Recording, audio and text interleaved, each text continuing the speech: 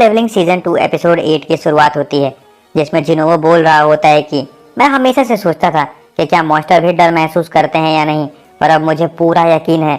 इतना कहते ही जिनोवो आखिरी बचे हुए मॉन्स्टर की तरफ बढ़ता है, जो इन तीनों का लीडर था। जिनोवो की आंखों में एक अलग ही ब्लड डस्ट दिख रही थी। इस वक्त वो खुद एक मॉन्स्टर जैसा लग रहा था।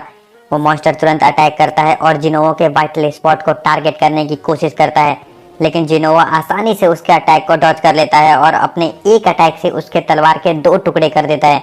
जिनोवो उसका फेस क्रैप करके उसका मास्क तोड़ने वाला होता है, तभी एक आवाज आती है, आई गिव अप। जिनोवो तुरंत समझ जाता है कि ये एक लड़की की आवाज है।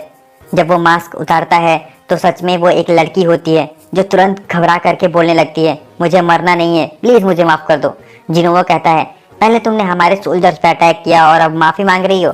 लड़की कहती है, मैंने जानबूझकर नहीं किया, मैंने बस अपनी और अपने साथियों की रक्षा करने के लिए किया था, प्लीज मुझे छोड़ दो। जिनोवो सोचता है, मैंने इतना सेल्फिश डीमन आज तक नहीं देखा, और ये दिखने में भी इंसानों जैसा लग रही है। वो अभी सोच ही रहा होता है कि उसे छोड़ना चाहिए या नहीं, तभी वो लड़की पीछे से अटैक करने का ट्राई करती है, लेकिन इस बार टस्क तुरंत अपनी शील्ड का इस्तेमाल करके जिनोवो को बचा लेता है। जिनोवो गुस्से में बोलता है, तुम क्या कर रही हो, लेकिन लड़की फिर से माफी मांगने लगती है और नीचे झुक जाती है। टस्क को उसके ऊपर विश्वास नहीं होता, उसे लगता है कि कहीं ये कोई और ट्रिक ना हो, इसीलिए वो अपने ग्रेविटेशन मैजिक का यूज करके उसे हवा में उठा लेता है। डर के मारे लड़की बोलती है, तुम्हें जो चाहिए मैं वो दूंगी। तुम्हें एंट्री पास चाहिए ना नेक्स्ट फ्लोर पर जाने के लिए, मेरे क्लैन वालों के पास सेफली रखा गया है। अगर तुम मुझे बिना कुछ किए उनके पास पहुंचा दोगे तो मैं तुम्हें एंट्री पास दे दूंगी। जिनोवो सोचता है, तो इसीलिए हमें अब तक एंट्री पास नहीं मिला। मुझे नहीं लगा था कि मॉन्स्टर खुद उसका प्रोटेक्शन कर रहे होंगे, लेकिन फिर भी जिनोवो को इस पर डाउट होता है, इसीलिए वो अपना ब्लड डस्ट एक्टिवेट करके उससे गुस्से में पूछता है, क्या मैं तुम पे भरोसा कर सकता हूँ।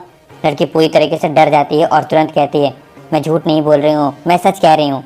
जिनोवो कहता है, ठीक है, मुझे तुम एंट्री पास दे दो, मैं बिना किसी को हार्म किए यहाँ से चला जाऊंगा, लेकिन पहले मुझे ये बताओ तुम लोग हो कौन। इतना कहते ही सीन शिफ्ट हो जाता है एक नई जगह पर। वहाँ एक मॉन्स्टर दिखाई देता है जो समुद्र पार करके आया है और अब हंटर और सिविलियन को मार रहा है। ये वही मॉन्स्टर है जो सीजन 1 के एपिसोड 1 में दिखाया गया था, जो जेजू आइलैंड के डंजन ब्रेक के बाद भाग गया था, और अब सालों के बाद मॉन्स्टर फाइनली आइलैंड क्रॉस करके रियल वर्ल्ड में आ गया है। अगर आपको डंजन ब्रेक का कॉन्सेप्ट नहीं पता तो बता दूं कि अगर एक डंजन के बॉस को 7 दिन के अंदर नहीं हराया जाए तो उस डंजन के सारे मॉन्स्टर रियल वर्ल्ड में आने लगते हैं। इसे ही डंजन ब्रेक कहते हैं। और अगर आप यहाँ तक वीडियो देख रहे हो और जरा सा भी पसंद आ रहा हो तो प्लीज लाइक और सब्सक्राइब जरूर करिएगा। आपका सपोर्ट से मुझे बहुत ज़्यादा मोटिवेशन मिलता है। फिर सीन वापस डीमन कैसल पर शिफ्ट होता है। जिनोवो उस मॉन्स्टर लड़की से सवाल पूछ रहा होता है, तुम लोग कौन हो, क्या तुम भी वही आवाज़ें सुनते हो जो इंसानों को मारने के लिए कहती है। लड़की सर हिलाती है, नहीं, हमें अलग तरह की आवाज़ सुनाई देती है। जिनोवो क्यूरियस हो जाता है, अलग तरह की आवाज़ मतलब। लड़की कहती है, हमें सिर्फ एक आवाज़ सुनाई देती है जो कहती है अपने इलाके की रक्षा करो। जिनोवो के मन में नए नए सवाल उठने लगते हैं। उसे लगता है कि ये उसके सिस्टम के बारे में जानने का सबसे अच्छा मौका है। वो एक और सवाल करता है, तुम ये आवाज़ कब से सुन रही हो। लड़की कहती है, जब से हमने अपनी आंखें खोली है। जिनोवो और भी क्यूरियस हो जाता है, तो फिर आंखें खोलने से पहले तुम लोग कहाँ थे। लड़की सोचने लगती है और फिर कहती है, डीमन वर्ल्ड में, लेकिन एक दिन अचानक से यहाँ आ गए। जिनोवो और भी गहरे सवाल करता है, डीमन वर्ल्ड में तुम लोग क्या कर रहे थे। अचानक से लड़की ग्लिच होने लगती है, जैसे कोई चीज़ उसके सिस्टम में इंटरफेस डाल रही हो, लेकिन वो एक शब्द कहने में सफल हो जाती है, वॉर। जिनोवो शॉक हो जाता है, वॉर किसके खिलाफ।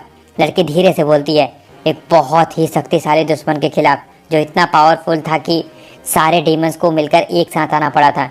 लेकिन जैसे ही वो कुछ और बोलने वाली होती है, उसके सिस्टम और ज़्यादा ग्लिच होने लगता है। एक वार्निंग मैसेज आता है, तुम्हारी इन्फॉर्मेशन शेयर करने की लिमिट एक्सीड हो गई है और अब डाटा ट्रांसफ़र नहीं किया जा सकता। जिन्हों समझ जाता है कि सिस्टम खुद उससे ज़्यादा इन्फॉर्मेशन रिवील नहीं करने दे रहा है, लेकिन वो एक लास्ट अटेम्प्ट करता है और पूछता है, कौन है वो शक्तिशाली दुश्मन जिसके बारे में तुम बात कर रही हो। लड़की कुछ कहने वाली होती है, लेकिन तभी सिस्टम फिर से इंटरफेस डाल देता है। इस बार वो बेहोश हो जाती है। अब जिनवो के सामने और भी ज़्यादा बड़े सवाल हैं। कौन है वो पावरफुल एनिमी जिसके लिए डेमन एक साथ आए थे, और जिनवो को सिस्टम इतनी इन्फॉर्मेशन क्यों नहीं देना चाहता। सीन वापस एंड मॉन्स्टर की तरफ शिफ्ट हो जाता है, जिससे कुछ हंटर्स फाइट कर रहे होते हैं। धीरे धीरे उन्हें समझ में आने लगता है कि ये कोई नॉर्मल मॉन्स्टर नहीं है। इस एंड मॉन्स्टर की स्ट्रैटेजी अलग होती है। सबसे पहले ये ग्रुप के सबसे वीकेस्ट हंटर को मार डालता है, फिर बिना किसी देरी के हीलर को भी खत्म कर देता है, जिससे टीम के बचे खुचे लोग डिफेंसलेस हो जाएंगे। इस मॉन्स्टर के पास सिर्फ ब्रूट स्ट्रेंथ ही नहीं, बल्कि एक इंटेलिजेंट हंटिंग इंस्टिंक्ट भी होती है। लेकिन तभी हमें पता चलता है कि ये एक वीडियो क्लिप थी जो कोरिया के हंटर एसोसिएशन के मीटिंग रूम में चल रही थी। इस नए तरह के एंट को म्यूटेंट एंट कहा जा रहा था। पहली बार ये जापान के एक आइलैंड पर देखे गए थे, जहां सिर्फ एक एंट को खत्म करने में पूरा एक दिन गया था। इस फाइट में 4 ई रैंक हंटर्स, एक डी रैंक हीलर और एक सी रैंक लीडर मारा गया था। आखिर में एक ए रैंक हंटर आया, तब जाकर सिचुएशन कंट्रोल में आई। ये जानकर मीटिंग रूम में हलचल मच जाती है। सभी लोगों के मन में एक ही सवाल होता है, क्या सिर्फ एक A rank Hunter he monster को रोक सकता है? जापान की तरह कोरिया में भी बहुत सारे आइलैंड है। अगर ये म्यूटेंट एंट कोरिया तक पहुंच गए तो खतरा बहुत ज़्यादा बढ़ सकता है।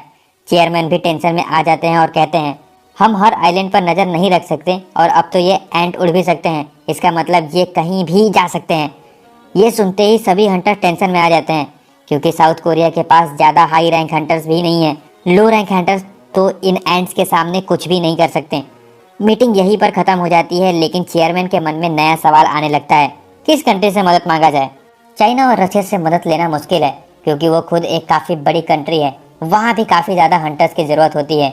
यूएसए ने पहले ही मना कर दिया है। जब पिछली बार एस रैंक गेट ओपन हुआ था, तभी चीफ जिनउल आते हैं और कहते हैं, मीटिंग के दौरान मैंने आपको नहीं बताया, लेकिन एक यूएसए का एस रैंक हंटर हमसे कांटेक्ट कर चुका है। जिनचुल बताते हैं कि ये कोई और नहीं, डोंगसू है। अगर आपको याद नहीं हो तो ये वही है जिसको जिनवो के फादर ने पीटा था। डोंगसू भी जेसू आइलैंड के रेड में मदद करना चाहता था, लेकिन चेयरमैन और जिनचुल दोनों को पता था कि सिर्फ ये एक वजह से इंटरेस्टेड है, जिनवो। जिनचुल फिर बताता है, सिर्फ डोंगसू ही नहीं, एक नेशनल लेवल हंटर ने भी हमसे कांटेक्ट किया है। सीन वापस डीमन कैसल में शिफ्ट होता है, जहां वो डीमन लड़की होश में आती है। हाँ, अब उसका नाम रिवील होता है, एजिल। जिनवो सीधा उससे एंट्री पास के बारे में पूछता है और कितनी दूर जाना है ये जानना चाहता है। तभी हमें डीमन कैसल के अंदर एक और कैसल दिखाई देता है जो एजिल का होता है। वहाँ एक बॉस उसका फादर होता है। जैसे ही एजिल जिनवो को अंदर ले जाती है, उसके फादर घबरा जाते हैं और बोलते हैं, एजिल, ये तुमने किसे हमारे कैसल में ले आई हो? एजिल कहती है, पापा ये मेरा दोस्त है। उसके फादर बोलते हैं, कौन सा दोस्त? पूरी आर्मी लेकर के आता है। इतना कहते ही सारे डीमन नाइट्स जिनवो को घेर लेते हैं, लेकिन जिनवो शांत रहता है और कहता है, मैंने एजिल से प्रॉमिस किया है कि मुझे सिर्फ एंट्री पास चाहिए। अगर मुझे ये मिल जाए तो मैं बिना किसी को हार्म किए यहाँ से चला जाऊँगा।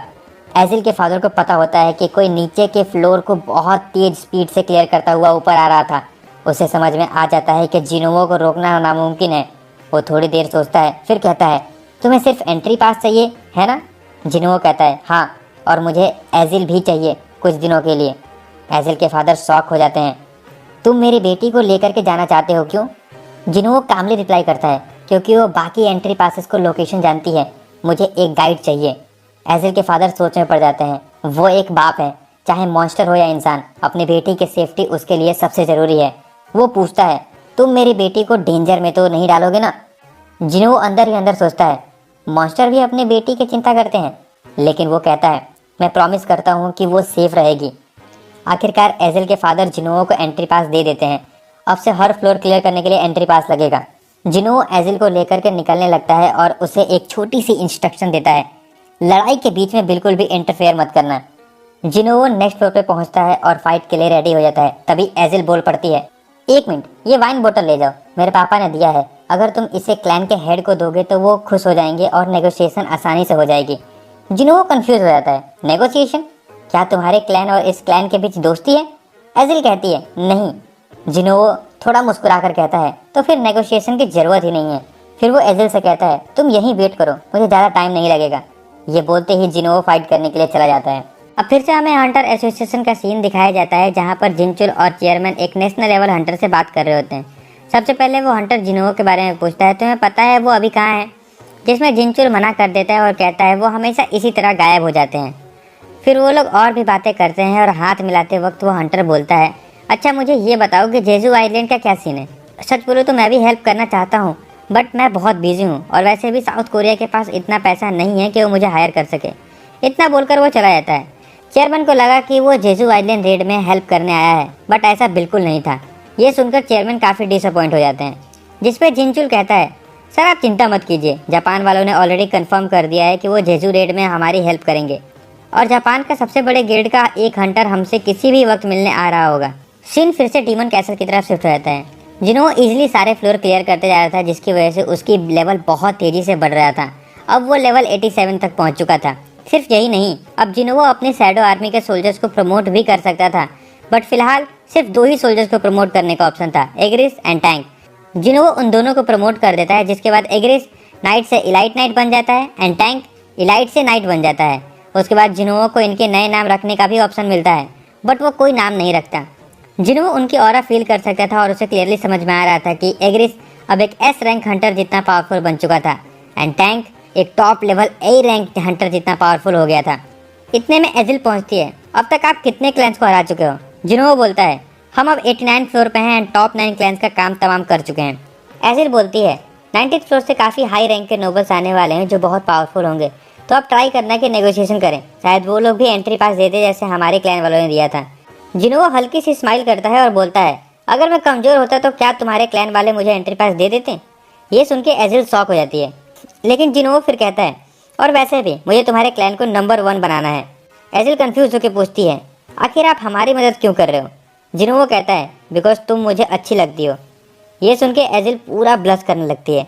उसके बाद फाइनली जिनोवो 90th फ्लोर एंटर करता है और जैसा कि एजिल ने बताया था, यहाँ के मॉन्स्टर सच में काफ़ी पावरफुल होते हैं।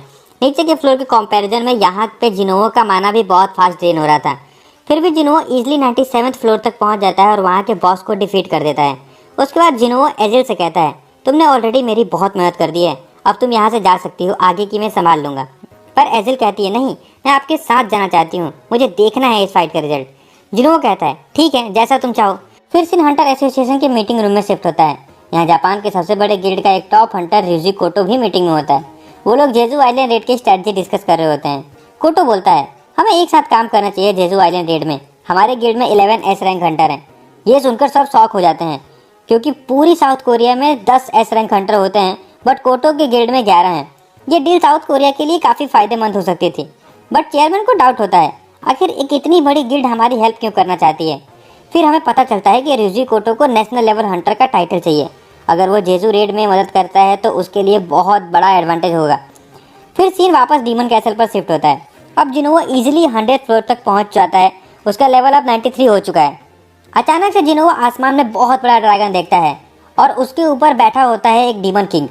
जिनोवो उसका ऑरा फील कर रहा था और उसे क्लियरली पता चल रहा था कि ये कोई नॉर्मल मॉन्स्टर नहीं है। जिनोवो पहली बार खुद पे डाउट करता है, क्या मैं इसे हरा पाऊंगा?